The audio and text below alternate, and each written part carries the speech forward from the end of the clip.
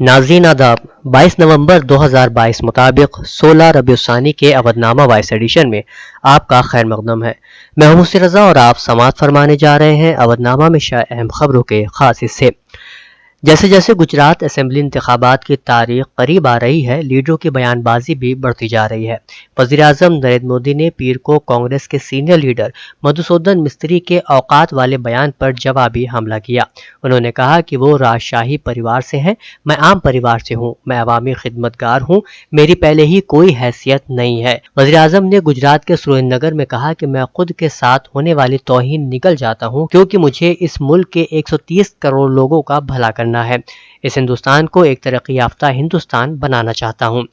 वहीं भारत जोड़ो यात्रा को रोककर कांग्रेस उम्मीदवारों के लिए इंतखाबी तशहीर करने के लिए गुजरात पहुंचे राहुल गांधी ने पहली रैली सूरत में की है, जहां वज़ीर-ए-आज़म नरेंद्र मोदी के साथ साथ बीजेपी के अवाम मुखालिफ पॉलिसियों को खूब तनकीद का निशाना बनाया और सोशल मीडिया प्लेटफॉर्म ट्विटर पर मोरबी पुल हादसे मामले में अब तक कोई गिरफ्तारी न होने पर हैरानी का इजहार किया है। नेपाल की सरहद पर वाक़ यूपी के अजला के गैर तस्लीम शुदा मदारिस में ज़राए आमदनी की छानबीन की जाएगी। सर्वे में अक्सर सरहदी मदारिस ने ज़कात को अपनी आमदनी का जरिया करार दिया है। अब पता चलाया जाएगा कि सरहद के 1500 से ज्यादा गैर तस्लीम शुदा मदारिस को ये ज़कात कहाँ से मिल रही है। इसके लिए सीएम की सदारत में इजलास होने जा रहा है। एक हिंदी रोजनामा की खुसूसी रिपोर्ट में यह दावा किया गया है कि रियासत में गैर तस्लीम शुदा मदारिस का सर्वे मुकम्मल कर लिया गया है। सर्वे में ये बात सामने आई है कि तकरीबन 8,500 मदारिस ऐसे हैं जिन्होंने रजिस्ट्रेशन नहीं कराया है या वो गैर तस्लीम शुदा हैं। उनमें 7.64 लाख से ज्यादा बच्चे ज़ेरे तालीम हैं। सर्वे में ज्यादातर मदारिस ने ज़कात को आमदनी का जरिया बताया है। हुकूमत भी इसको मान रही है, लेकिन हुकूमत की नीयत यह है कि ज़कात का जरिया भी मालूम हो। खासतौर पर नेपाल की सरहद के अजला में इस पर खुसूसी तवज्जो देने के लिए कहा गया है। सुप्रीम कोर्ट ने गुजरात के मोरबी पुल हादसे में 140 लोगों के मारे जाने और बड़ी तादाद में जख्मी होने के वाक़े को बड़ा सानहा करार देते हुए रियासत की हाई कोर्ट से कहा है कि वो हादसे से मुताल्लिक जांच की हफ्तेवार निगरानी के साथ साथ कसूरवारों की जिम्मेदारी तय करने और मुतासिरीन को मुआवजे के अलावा दीगर मुताल्लिका पहलुओं पर वक्तन फवक्तन समाअत को यकीनी बनाए। इंडोनेशिया में ज़लज़ले के जोरदार झटके ने जबरदस्त तबाही का आलम रूनुमा कर दिया है। इंडोनेशिया के सबसे बड़े जजीरे जावा में ज़लज़ले में कम अज कम 162 अफराद हलाक और सैकड़ों जख्मी हो गए हैं। अमरीकी जियोलॉजिकल सर्वे के मुताबिक 5.6 की शिद्दत के इस ज़लज़ले का मरकज सतह ज़मीन से महज 10 किलोमीटर की गहराई पर था और इससे सबसे ज्यादा मुतासिर मगरबी जावा का कस्बा सियानजूर हुआ है। साबिक गवर्नर सत्यपाल मलिक ने मरकज की नरेंद्र मोदी हुकूमत पर शदीद हमला किया है। उन्होंने कहा कि आने वाले वक्त में मुल्क के हालात मजीद खराब होंगे, क्योंकि कई लड़ाइयाँ होने वाली हैं और इसके लिए जिम्मेदार सिर्फ मोदी हुकूमत होगी। मलिक ने कहा कि वज़ीर-ए-आज़म नरेंद्र मोदी को ये नहीं भूलना चाहिए कि इख्तिदार आता और जाता है। मुल्क को ऐसी बुरी हालत में ना डाले कि उससे दोबारा बेहतर ना किया जा सके। समाजवादी पार्टी के सरबराह अखिलेश यादव ने कहा है कि मैनपुरी लोकसभा ज़िमनी इलेक्शन में अवाम यकीनी तौर से रिकॉर्ड वोटों से एसपी उम्मीदवार डिम्पल यादव को कामयाब करके मुलायम सिंह यादव को अपना ज़बरदस्त सच्चा खिराज अकीदत पेश करेंगे। उन्होंने कारकुनों के एक सम्मेलन में कहा कि बीजेपी झूठ और नफरत भरी बातों के अलावा कभी अवाम के बारे में नहीं सोचती। उन्होंने कहा कि जब हम और चचा अलग थे तो ये कहा जाता था कि अपना कुंबा संभाल नहीं पाते, मुल्क या रियासत को क्या संभालेंगे। अब जबकि हम एक हैं तो उस पार्टी के लोग हम पर कुंबा परवरी का इल्जाम लगाने लगे हैं। एसपी सदर ने कहा कि इलाके की बकिया तरक्याती कामों को अब डिम्पल यादव और चचा शिवपाल मिलकर पूरा करेंगे। इस दौरान चचा शिवपाल उनके साथ थे और लगातार उनसे बातचीत कर रहे थे। इससे कारकुनों को यह एहसास हो गया कि चचा भतीजे अब वाकई दिल से एक हो चुके हैं। मुमताज पीजी कॉलेज के साबिक तलबा का अपने असातिज़ा को एजाज देने के लिए एक प्रोग्राम साबिक प्रिंसिपल डॉक्टर अब्दुल रहीम की सदारत में किया गया, जिसमें मौजूदा प्रोग्राम ऑफिसर्स के साथ साथ साबिक प्रोग्राम ऑफिसर्स को भी शाल उड़ाकर एजाज दिया गया। एजाज दिए जाने वाले असातिज़ा किराम में साबिक प्रिंसिपल डॉक्टर अब्दुल रहीम, मौजूदा principal doctor Naseem Ahmad Khan, doctor Mohammad Salman Khan Nadvi, doctor Shazia Siddiqui, doctor Uma Pandey, doctor Shaheen Jamal, doctor सबा Tabassum, doctor Abdul moist Siddiqui, doctor शाद अहमद, ڈاکٹر ناہید فیاض قدوائی، ڈاکٹر ذوالنورین حیدر علوی اور ڈاکٹر عامر صدیقی شامل ہیں۔ پرگتیشیل سماجوادی پارٹی کے صدر شیوپال سنگھ یادو نے سابق مرکزی وزیر و مین پوری پارلیمانی سیٹ سے بی جے پی امیدوار رگھوراج سنگھ شاکیہ کو ہدف تنقید بناتے ہوئے کہا کہ بی جے پی امیدوار میرا چیلا نہیں ہے۔ شاکیہ کو موقع پرست قرار دیتے ہوئے انہوں نے کہا کہ اگر واقعی میں وہ میرے چیلے تھے تو بی جے پی میں شامل ہونے سے پہلے بتا کر جاتے، چھپ کر بی جے پی میں نہیں جاتے۔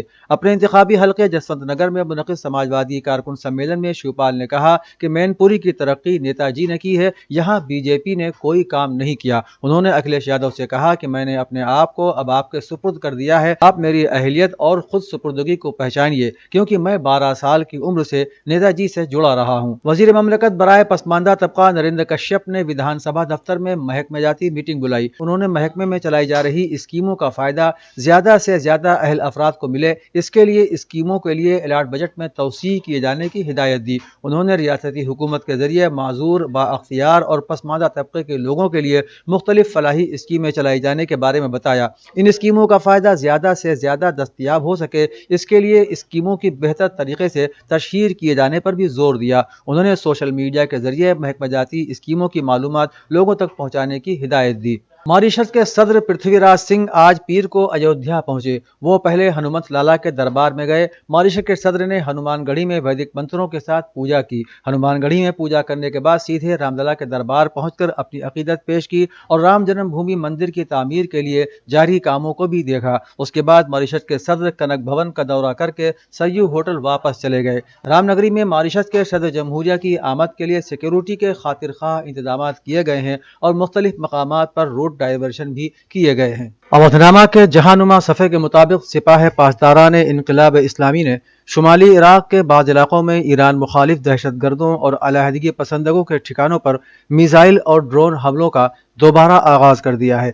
سپاہ پاسداران انقلاب اسلامی کے شعبہ تعلقات عامہ کے بیان میں کہا گیا ہے کہ شمالی عراق میں عاملی سامراج کے ایجنٹوں کے باقی ماندہ ٹھکانوں پر حملوں کا سلسلہ آج صبح پھر سے شروع کر دیا گیا ہے۔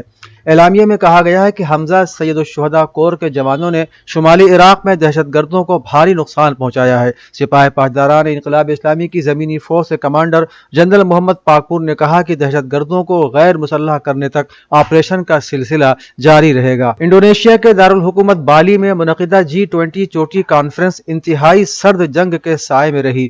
روس یوکرین تنازعہ اور امریکہ چین کشیدگی دونوں کا G20 ممالک کے سالانہ اجلاس میں غلبہ رہا۔ تنازعات کی وجہ سے پیدا ہونے والی جغرافیائی سیاسی کشیدگی اور عالمی معیشت پر اس کے دور رس اثرات بشمول سپلائی چین میں خلل اور توانائی اور خوراک کی بڑھتی ہوئی قیمتیں سربراہی اجلاس کے اہم ایشوز تھے۔ چوٹی کانفرنس ایک مشترکہ بیان جاری کرتے ہوئے اختتام پذیر ہوئی، جس میں کہا گیا کہ آج کا وقت جنگ کے لیے نہیں ہونا چاہیے اور جوہری ہتھیاروں کا استعمال یا استعمال کرنے کی دھمکی ناقابل قبول ہے۔ ایٹمی توانائی کی عالمی ایجنسی کے سربراہ رافائل گروسی نے ایک امریکی ٹی وی کو انٹرویو دیتے ہوئے کہا ہے کہ ان کے ادارے کے پاس ایران کی ایٹمی سرگرمیوں میں فوجی مقاصد کی جانب سے انحراف کے کوئی ثبوت نہیں ملے ہیں۔ ان کا کہنا تھا کہ وہ نہیں سمجھتے کہ اب وقت آ گیا ہے کہ ایران کو ایٹمی طاقت ڈکلیئر کر دیا جائے۔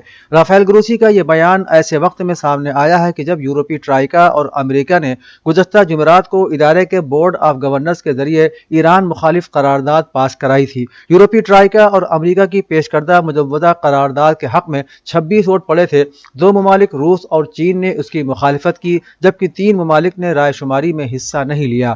امریکی ریاست کولوراڈو میں LGBTQ کے ایک نائٹ کلب میں ہفتے کی رات کو ایک بندوق بردار کی فائرنگ کا ہولناک منظر پیش آیا۔ پولیس کا کہنا ہے کہ حملے میں کم از کم 5 افراد ہلاک اور 18 زخمی ہوئے ہیں۔ اس نائٹ کلب میں ٹرانسجینڈر ڈے یعنی کنروں کی ایک یادگاری تقریب منعقد کی گئی تھی اور اسی کے دوران فائرنگ کا یہ واقعہ پیش آیا۔ یہ نائٹ کلب خواتین اور مرد ہم جنس پرستوں کے نائٹ کلب کے طور پر جانا جاتا ہے۔ موقع سے ایک بندوق بردار مشتبہ شخص کو گرفتار کیا گیا ہے۔ یہ ایک 22 سالہ نوجوان ہے جس نے کیو کلب میں داخل ہونے کے فوراً بعد اندھا دھند فائرنگ شروع کر دی۔ بتایا جا رہا ہے کہ جدید امریکی تاریخ میں ہم جنس پرستوں پر ہونے والا یہ سب سے بڑا حملہ ہے۔ ماسکو اور کیو نے ایک دوسرے پر جنوبی یوکرین میں روس کے زیر کنٹرول جوہری پاور پلانٹ کی حدود میں گولہ باری کرنے کے الزامات لگائے ہیں۔ رپورٹ کے مطابق یوکرین میں موجود روس کے زیر قبضہ یورپ کا سب سے بڑا جوہری پاور پلانٹ ہے۔ روسی فوج کا کہنا ہے کہ کیو اپنی اشتعال انگیز کارروائیوں کو جاری رکھے ہوئے ہے، جن کا مقصد نیوکلیئر پاور پاور پلانٹ میں بڑی تباہی کے سنگین خطرات اور خدشات پیدا کرنا ہے۔